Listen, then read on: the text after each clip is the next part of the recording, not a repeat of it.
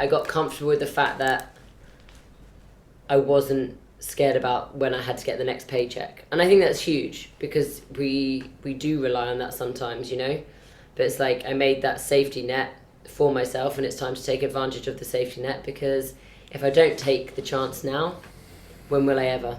I've got no real commitments in terms of relationship, children, or anything like that. So for me, it's like, what are you doing? Like, go see the world where you can, where it's all opening up. Because for now, I can't run around Singapore anymore or do anything else. Like, that's it, you know? Yeah. Yeah, so, you feel like you've reached your ceiling there? I've reached my ceiling. Like, I'll always be open-minded, like, if I came back. But for now, I'm so much more excited about what else is coming. And I have no idea what that is. And that excites the hell out of me. You know, like, I'm just that's, like, that's whatever, awesome, because yeah. I just want to pause on that for a second. Sorry to interrupt there. I think that's really awesome because, it's okay. You know, so many people, when they go through these massive changes, they either look at it as an opportunity or an obligation. And an opportunity excites you. Even though you're going into the exact same situation, the unknown, one person is like, I'm really fucking excited about this. Like, this is a chance for me to grow. I'm stepping out of my comfort zone. I'm going to go and, you know, recreate my identity. Whereas the other person is looking at fear, and they're like, I don't want to step out of this this comfort zone. I don't want to step into the unknown, and I don't want to lose my identity. Now, you mentioned earlier that you wrote some things down. I've just jotted down, like, how important was it for you to actually write those things down, go through that process of looking at the pros and the cons and overcoming those potential obstacles prior to them actually happening, and getting those thoughts out of your head and onto paper? How important was that process for you? Oh my god, it was massive. Like, I think I actually wrote 15. I want to put a post about write every single one down, because they consumed me. They consumed me to a point, but I knew I was going to make the shift and do it. It was just a matter of time when I was going to do it. So I know myself in that sense. Like, if I'm going to make a decision, if I say I'm going to do something, I will 99.9% of the time do it. So I knew it was going to happen. That was just that process that I went through. And I think writing it down actually brings a reality of they're not actually that bad. And I've been doing a lot of work lately on what fear actually is and how we look at it in terms of, like, obviously you got fight or flight mode, fight, flight, freeze, but you also have, I had a talk today with my mindset coach, and we're talking about fear and danger. So for anyone who hasn't, like, a novice into kind of explaining what fear is the survival of yourself. So, like, your ego coming into the equation of, like, they're just trying to protect you. So it doesn't know the difference between a tiger chasing you now and back in the day to you getting your tax report or you losing your job. But we create all these fears based on society, based on what we've been told, based on you can't survive this, you can't do this, and all of those things. Whereas actual danger is you're being hunted down, or it's a matter of survival, you're going to fall off the cliff. You know, so if you can identify those differences in there, and for me, that's why I said, what's the worst that could happen to me? One is real, one is perceived. Exactly. Yeah. We live in this world where we have this perceived fear all the time, and the fucking media perpetuates this bullshit. So, you know, so many people are tuned into the news and the radio, and they're listening to the shit that's happening all over the world, and, like, that's clickbait, right? Like, we are literally attuned to danger. We are on the lookout for danger because we evolved to preserve our own lives, right? So if we perceive a danger, that's what's going to draw our attention. I think that's really important to understand. And it's interesting that you're talking about this right now, because I recently recorded an episode with Scotty Robinson, who is the brain guy on Instagram.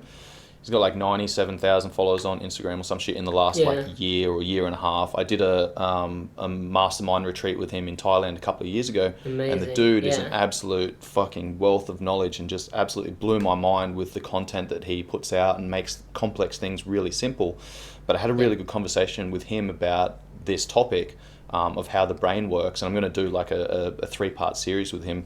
But the first episode was all about how the brain works and these different connections and, you know, how we perceive fear. And I actually follow that up with an episode on creating psychological safety. And it sounds like, and that's why I asked about writing things down for you, because, you know, we need to, you know, shit's going to happen in our life where we are going to be stepping into the unknown. We are not going to know what's going on, and we can create this fear and anxiety of, you know, not knowing. But when we can create like a psychological safety net by mitigating the risks ahead of time, by thinking things through, by writing things down, by going through pros and cons and being like, all right, well, you know, I am going to be stepping into the unknown, but I've created this psychological safety net around it. I know shit's going to happen. If this happens, then this is how I'm going to deal with it. And you're creating these like standard operating procedures that then allow you to step out of your comfort zone. I thought that was really interesting. Yeah, no, definitely. I think it's the number one thing I feel is that obviously everyone handles it all in different ways. So it's really looking, I'd say, like as a suggestion for other people, is like really looking in and homing in onto who you are and how you've responded in the past to everything to help you build steps on the future. Like for me, the writing thing, I always think it will help everyone, but obviously everyone's very different, and some people might be a bit more reluctant because they've never tried it before. But I always say, like, for me, over the last few years, I've really delved into kind of the meditation side of things, to the journaling. And for me, they've been game changers. And writing things down, it removes it from all the noise in your head and everything that you're basically built to survive, or your ego is telling you to protect you. No, you can't do this because this is what we know and this is what's safe and we don't need to go anything like further past there. But actually, when we write it down, it becomes a reality of, oh, it's not actually that bad. Like if I look at it this way, because you can see it, right? I think the feelings and emotions can take over on a number of levels. You just, it's a very simple way of organizing your thoughts and then being able to prioritize those thoughts and go, well, and again, you're mitigating risks, right? Like we have something like 60,000 thoughts a day or something like that. And when they're all in your mind, it's like a spider's web. Like you think X and then you've got all of these, you know, webs going off from that one thought, and you've got all these different scenarios that could unfold, right? And then when you actually start writing things down, you're like, all right, well, that A, B, C, D, those scenarios are very, very highly unlikely going to happen. So I probably don't really need to worry about that too much. All right, these scenarios, these two scenarios, this has got a high likelihood of occurring. So if this does happen, how can I deal with it? All right, what about this one? What about this one? And again, you're creating that psychological safety net. I think that's brilliant advice. Talk to me about, you said you're working with a mindset coach. Say that again, sorry, you just cut out on that last bit. Did you say you're working with a mindset coach? So I've recently, obviously with my transition, I don't want to do it alone. So for me, I always number one believe as a coach, I need a coach or several set of coaches to help me get to where I want to be. And those who obviously have that experience. So I hired a company that can help me with all the business elements and marketing elements and build my business. But part of that, we get there's a couple of guys, but one I speak to every week. So I get an hour and a half with him. And it's honestly been such a game changer. So he specialized in like childhood traumas. So really diving back into our childhood and to where we are now today from our current environments and how we operate and how we handle things. And fear was just a big, like I get to talk to him every week about whatever I feel like talking about. Sometimes there's the big things that come up and other things that don't.